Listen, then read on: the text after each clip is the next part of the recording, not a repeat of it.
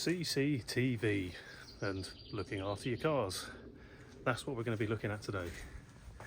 And in particular, we're looking at the Colour View series from Hikvision. This is what I had in the old house, and this is what I'm putting in the new place. So I've worked out the locations for each of the two cameras that are going here. I've also got a 4K doorbell camera as well. And what's really handy is in the pack for the back plates that the cameras mount onto is a template that shows you exactly where you drill for the template. So what I've done, I've taken that joint out in between the bricks, and then I'm going to take a fiberglass rod and I'm going to rod up the cavity so I don't have any conduit going up the outside of the wall. This only works if you've got a cavity wall, so let's see how painfully this goes.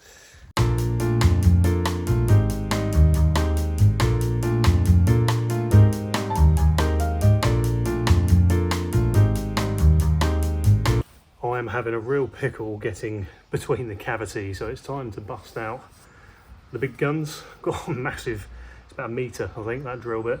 I just need to get in enough that I can bend the fiberglass fishing rod in the cavity and go up the cavity to the loft and pull my Cat 5 cable up. So let's see if this does the trick.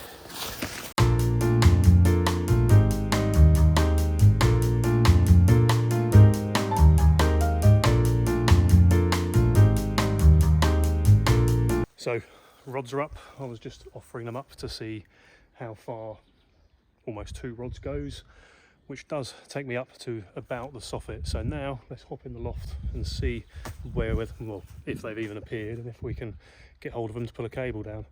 Fingers crossed. Right, we are in the loft.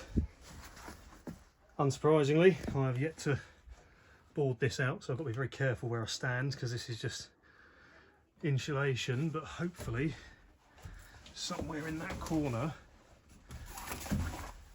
should be a yellow fiberglass rod.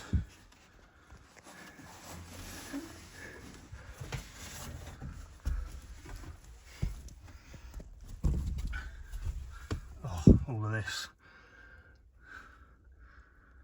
Right, I'm going to have a dig around rather than bring you on the journey with this and see what I can find. So things have gotten drastic quickly. There is a wooden plate capping off the cavity, so I need to cut that out. Got my multi-tool. I need to cut that out and hopefully I'll see my rod down there, so fingers crossed.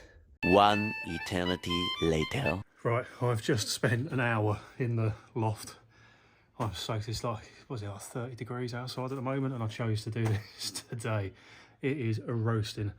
I couldn't get up to the cavity. The builders put a like a lintel plate. It's like a length of 8x6 wood on top that they've sat the bird's mouths for the roof on, so I can't get up for the cavity. So unfortunately I'm gonna have to take it up in conduit, which isn't the end of the world, but it just would have been a lot tidier to get it up actually in the cavity. So hey, you win some, you lose some, but let's just get that conduit on the wall and get the camera up. So because I'm no longer going up the cavity, I've sealed that off with some sealant. Lesson learnt, they are directional, and I wanted the conduit coming out the side rather than the bottom, so I had to re-drill the holes. Not the end of the world, but I'm just going to put some silicone on the back of this, keep it watertight, and then get it screwed to the wall.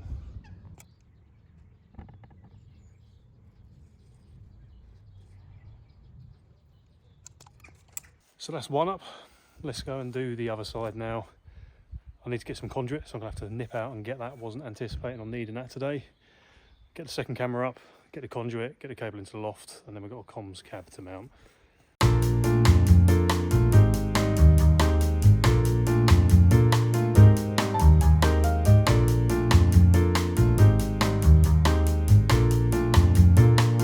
These cameras are fantastic. Colour View is the colour in night vision, so in the dark it will show you the camera with full colour for its night vision, and in the box, another drill template, you have the camera, and it comes with an RJ45. We're going to run this over Cat6 and a power lead, but we're going to be running this power over Ethernet, so this becomes redundant, and the camera itself just mounts onto those back plates. As you can see, I've done that one there, but annoyingly there is no black conduit in stock anywhere in any screw fix locally, so I haven't run the cable in. That's unrelated, that's an old phone line that I'm going to take off, but I need to get my Cat6 from the loft down to there somehow, so that's the next challenge. A little longer than a few minutes later. Mrs. GB has pulled a blinder and found some black conduit. God knows where she's been, but fair play, she's put the show back on the road. So let's get the conduit up to the loft and get these cameras on.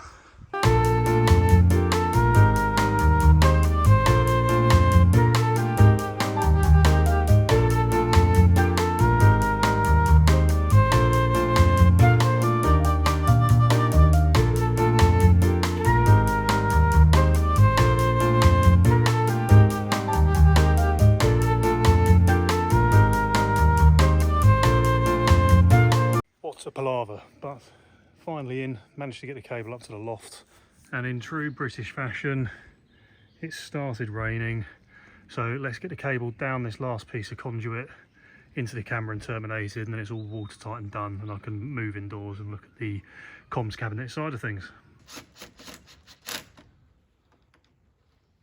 So the cable's through, got that cover back on the inspection elbow under there, and what I'm going to do, I'm going to leave a nice long tail on here. It future proofs.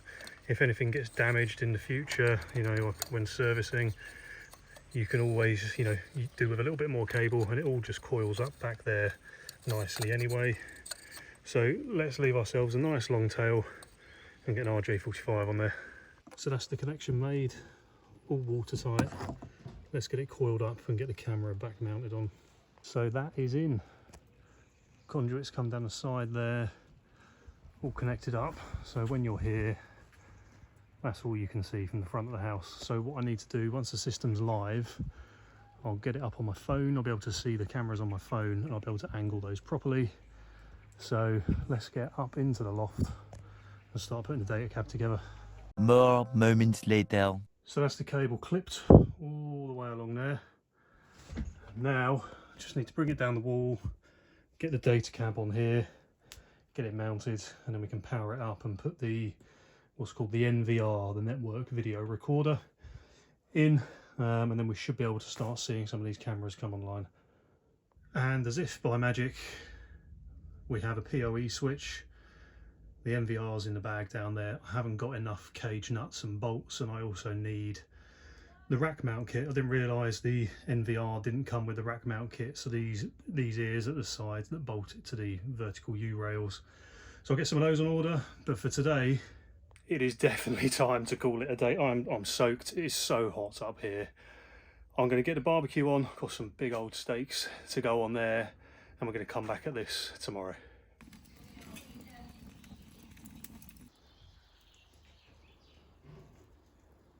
The next day. So it is the next day and we have success, kind of. I've been a bit busy in the background because there's been a lot of crawling around in the loft. Let me show you what I've done. I've added LAN ports at various places around the house, in both mine and Mrs. GB's offices. This is like super temporary at the moment because we've been in the house, we're counting days, not even weeks, so trying to remind myself how long it's been. So this is super temporary, but I've put a LAN port again down there. That's temporary. I've just trunked. I mean, this is all coming down anyway. We've got to replaster the ceiling, bit of trunking up there. And I was fortunate enough that in my office I could go up this bit of boxing in that had the soil stack pipe in. So that's all hidden in what's going to be my office ultimately. Giving away another bit of a video there. I'm giving away loads of stuff. And the comms cab is, well, it's a mess. It's the most temporary of temporary because it's not actually big enough. The switch, whilst it physically bolts in to the cab, I need a deeper cab. I've got one at work that I can grab, so it's not the end of the world. But I need a bigger one so that the power cable can go into the back of that switch. And what that is a 48 port PoE switch. Everything around the house is going to be PoE. I've got various access points. There's about 5 cameras going in ultimately. There's a cabin going in the garden in the next couple of weeks. So everything, I don't want to be running power and Ethernet, so I'm going to run power over Ethernet, PoE, everywhere I can, and that 48 port switch is really going to make the difference. But we're not here to talk about home networking that is quite frankly utterly overkill. We're here to talk about CCTV and how it can protect your car. So with all the sweaty work done, let's dive into the actual brains of this on the laptop in a bit more of a cool and relaxed environment than the loft. So you log in to the NVR here, and as you can see, the 2 cameras we've got online are appearing down the side there. The rest will pop online as we start adding them to the system. Now the OGs of the channel will recognise an old car there, and also I've blurred out a future video of a new addition to the stable, so stay tuned if you want to see that. But as you whiz around the NVR here, you can see both the cameras on the front of the house, and you can go into the configuration. I've blurred all that out for obvious reasons, but you can go into your maintenance and camera management down the side there, and what that will allow you to do is dial into each camera individually, and when you sign into them using the same credentials as the main NVR network video recorder, you'll be able to start configuring each of them to do as you need. So you can do things such as basic and smart events. That will monitor things such as line crossing detection, ANPR, vehicle recognition. You can really go down the side there and pick anything you need from a list of events. Once you're in the configuration, you can set when you want it to be active. You can look at things like your intrusion, as I said, line crossing,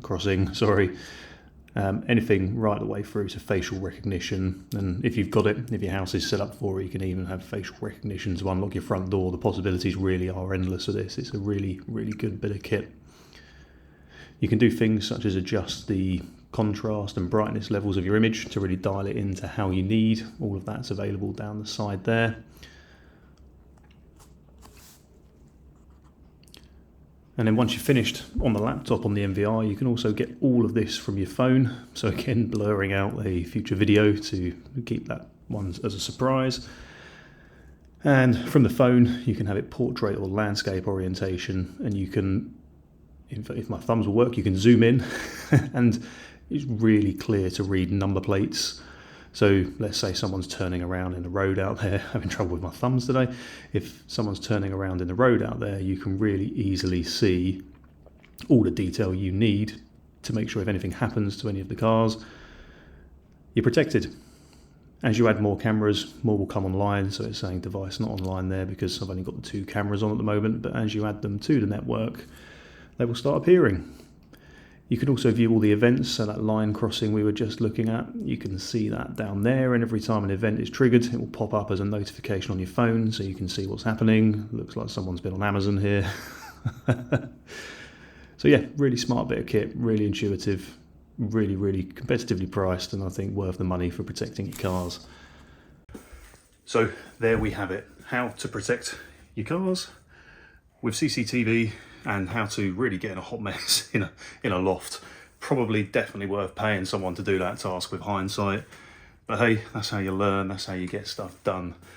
As always guys, really appreciate all the support this channel gets. So if you haven't already, please do drop a sub by hitting that button down below, and I'll see you in the next video. Peace. Why do I do these things? How am I going to get that out of there?